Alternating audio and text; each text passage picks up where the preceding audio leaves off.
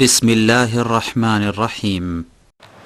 وہ جو منزلوں پہ لا کے کسی ہم سفر کو لوٹے، وہ جو منزلوں پہ لا کے کسی ہم سفر کو لوٹے، انہی رہزنوں میں طالب تیرا نام آ رہا ہے، انہی رہزنوں میں طالب تیرا نام آ رہا ہے۔ لیکن نبی کا چچا ہے اور نبی سرہانے بیٹھا ہے اور کہہ رہا ہے یا ام قل لا الہ الا اللہ احاج لک بہ عند اللہ۔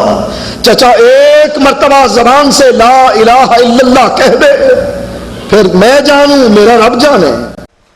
سنت کو صحیح جو پڑھ نہ سکے، سنت کو صحیح جو پڑھ نہ سکے، وہ علم کا دعویٰ کرتے ہیں۔ سنت کو صحیح جو پڑھ نہ سکے، وہ علم کا دعویٰ کرتے ہیں۔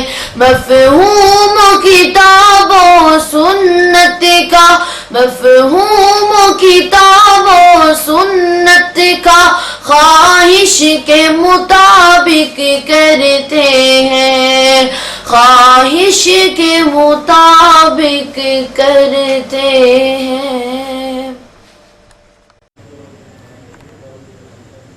بسم اللہ الرحمن الرحیم۔ طالب الرحمن زیدی صاحب، سنا ہے کہ آپ نے حدیث شریف کے شعبہ میں ڈاکٹریٹ کی ڈگری حاصل کر رکھی ہے، لہٰذا حدیث کے حوالوں پر آپ کی نظر بڑی گہری ہوگی، اور آپ جو بھی حدیث اپنی تقریر میں پیش کرتے ہیں وہ آپ نے کسی حدیث کی کتاب میں پڑھی ہوگی۔ میں تو ایک طالب العلم ہوں لیکن تحقیق کا شوق رکھتا ہوں۔ آپ نے جب یہ الفاظ حدیث پیارے پیغمبر صلی اللہ علیہ وسلم کی طرف منسوب کیے ہیں، احاج لک بہ عند اللہ، تو میں نے اس پر تحقیق شروع کی۔